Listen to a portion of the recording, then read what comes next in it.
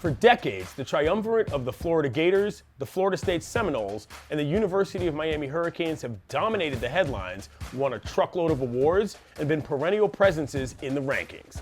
But the programs all have wildly different uniform histories, each iconic in their own right. Threads is presented by Mercedes-Benz. When it comes to football, there are plenty states in the union that take a lot of pride in the sport. But to me, there are three that stand above the rest. California, which has been turning out QBs forever, and of course, everything is bigger in Texas. But when it comes down to it, there is no state that has embodied college football in our lives like Florida has. Let's take a journey around the Sunshine State. If you've never been to Gainesville, it's a company town, and that company is the Gators. The orange and blue colors that have become synonymous with some of the game's most popular players were likely holdovers from two of the schools that merged to form UF. Their team name is an outcrop of an idea from a hometown kid attending a different orange and blue school, the University of Virginia, back in the early aughts. Austin Miller's dad visited him in Charlottesville and decided to get some pennants made for his popular store near Florida's campus. Problem was, Florida didn't have a mascot to put on those banners. So the Millers picked alligators on the spot due to them being everywhere back home. The rest is history. Since then, although conservative compared to some of their intrastate counterparts, Florida has probably had the most fun with their threads. Plus, how do you say no to Albert and Alberta Gator, dressed in their varsity letters, looking great? What's most impressive is how the Gators have evolved through the years, even while maintaining their classic look. If you can think of a style cycle in college football, they've been a part of it. And before you come for me and say they've never worn black unis, they will for the first time in 2023. But a lot of the variation is on the lids. Numbers on helmets? Check. Big school logo? Yep.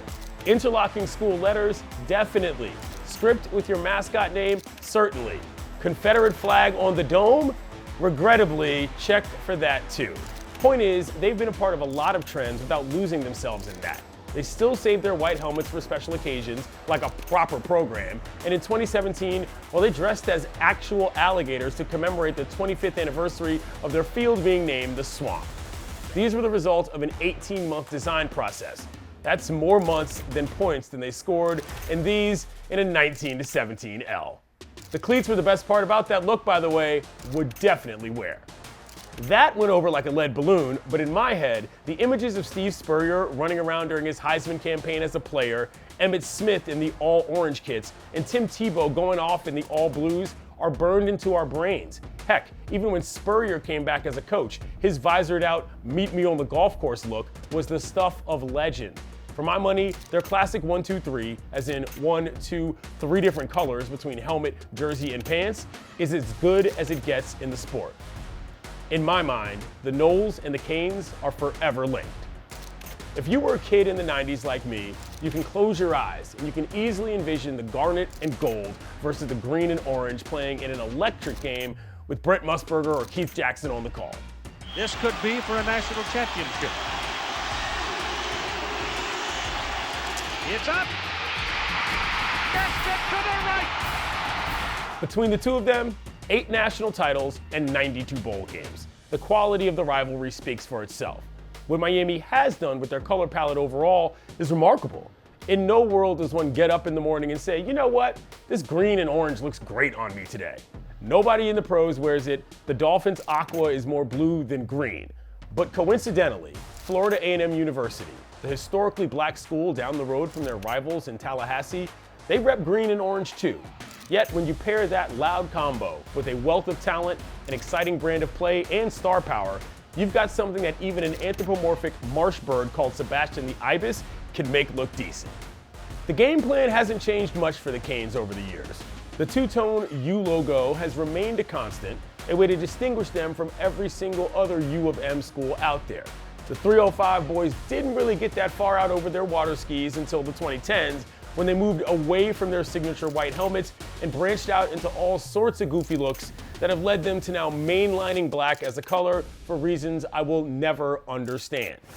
Personal favorite, the actual hurricane flag look from 2005, a throwback to the 60s, which is not only literally accurate, but it's a pretty cool thing to have a nautical flag as a logo when you might be named after a natural disaster that canceled one of the team's first ever football games in the 1920s. Back in Tallahassee, American history intersects a little differently on the gridiron. FSU's name, the Seminoles, considered by the university as honoring the, quote, unconquered, end quote, tribe, is part of the ongoing discussion about the appropriateness of Native American mascots, which is another discussion for another day, but a very real influence in terms of their look. For a long time, they really leaned into the state identity, including using an outline of Florida with said word inscribed in the outline on their helmets back in the 70s, something that feels obscene now. The tomahawk is what most people know and has been a staple of their presentation in so many ways. In the last decade, they have fallen prey to the "if it ain't broke, why are you fixing this" for their helmet base colors, but the white buckets they broke out against Boston College this year, flames. The Noles have also been pioneers in sleeve and collar designs. The Native American motif is good for more than just helmet stickers. Going through multiple iterations of thick and thin, probably the most egregious stretch was not of their doing per se. Nike's pro combat phase put a lot of schools in a tough spot, and the Noles came out looking more like the Ducks, but with a feather where the pant stripe would be. I'm a little biased, but their best look is obvious. Let's just say it's ready for prime time. Slack picked off by prime time. What timing? Neon Dion with his name up in lights. What's wild is that because it's Florida, there's always a whole lot of extra. UCF takes their proximity to Cape Canaveral, the Space Coast, and NASA's Kennedy Space Center very seriously every year. This season, FIU was channeling their inner Miami Vice if you hadn't had enough of the nostalgia factor yet. And Bethune-Cookman even leaves their outfit choices up to their fans sometimes. But I would be remiss not to mention everyone's zany cousin from Tampa who brought the party with them, the University of South Florida. If they dare you to go get tattoos with them after the club, do not say yes. You just might end up with black and white stripes with stars all over, splashes of pink you can't explain to your parents, or a wacky green pattern that looks like a Mountain Dew can. But hey, at least you'll stand out. But that's never been a problem for anyone in Florida, has it? This episode of Threads is presented by Mercedes-Benz. The vehicles are all electric. The feeling is all Mercedes.